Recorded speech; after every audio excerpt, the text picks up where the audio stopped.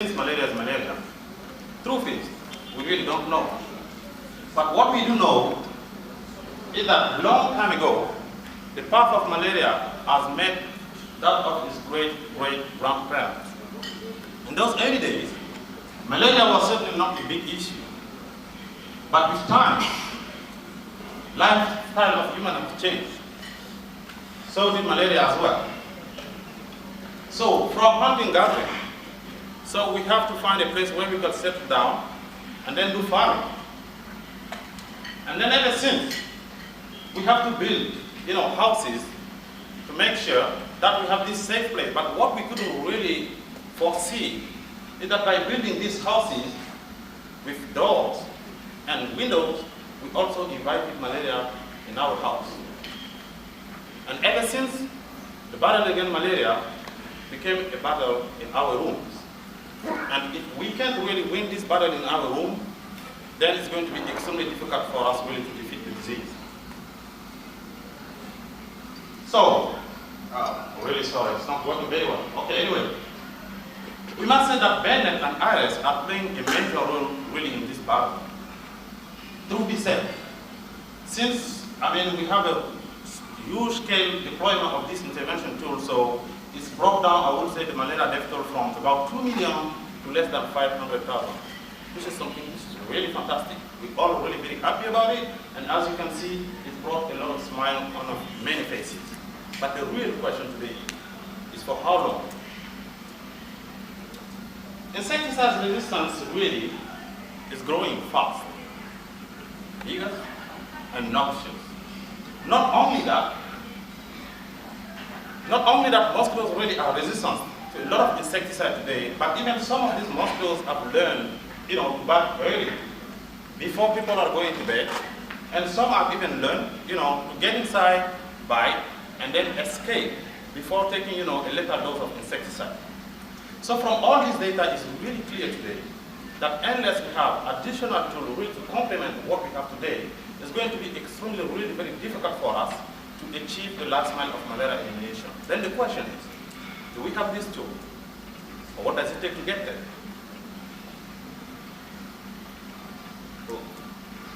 Okay, great. So here's the life cycle of mosquitoes. It's all start with a few eggs in a pond. It goes around and finish with a few eggs in a pond. But in between, mosquitoes are offering us a lot of opportunity to hit them. But if you think about it really very carefully, so far, the only thing that we've been doing is trapping these mosquitoes inside houses, only with bedlet and iris, and to some extent maybe with larval sources management.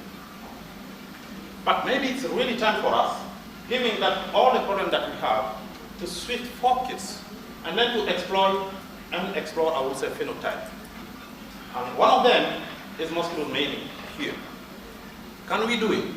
I believe we can do it. Then the question, how? But in the first place, let me just describe a little bit what are mosquitoes mating.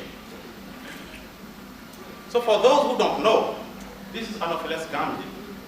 These mosquitoes mate in flight. So this shouldn't be a surprise to anyone here, really. Because there is, I would say, a really very good parallel with our own life. If we dating really is very, I would say, beautiful girl, and then we're all excited about it, can't we say sometime, oh man, last night this girl just took me to the 7th heaven. That's really good.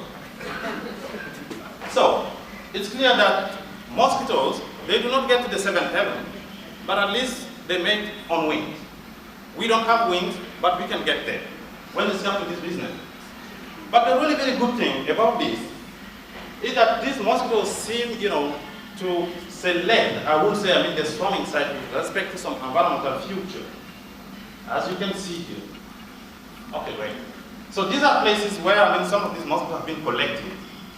And the really interesting thing is that once a specific swarm has been found somewhere here, you go back there, day after day, week after week, month after month, even years after years, you will always find the swarm at the same place.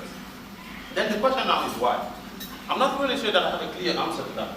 But for one thing sure, we really can't expect from these mosquitoes to be keeping, in memory this site and then using them the following year for the simple reason that they are short-lived.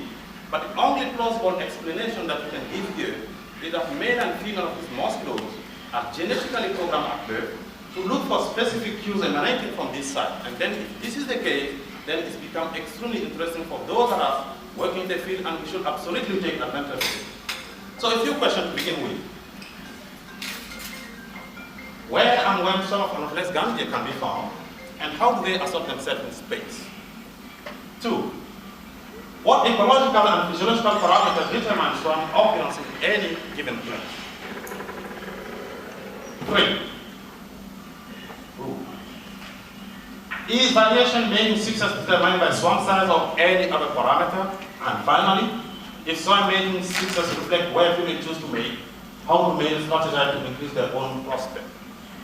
So to answer this different question, basically, we've been working in many places across Africa, including Burkina, Mali, Benin, the Gambia, and so on.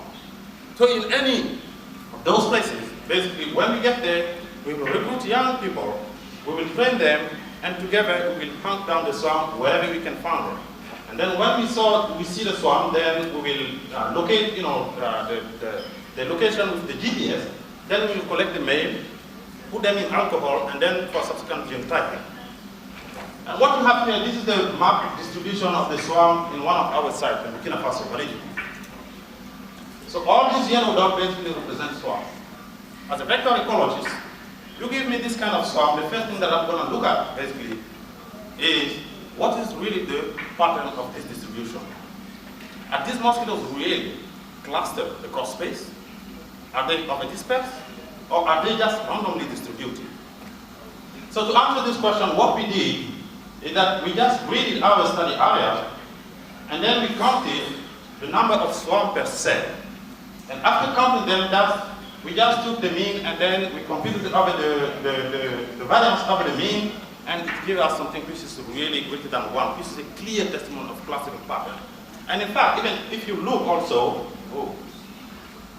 if you look at this, basically, this is the frequency of swarm distribution per cell. You can clearly see that there is a significant departure between observed and expected, which again is a really, very clear testimony of clustering pattern.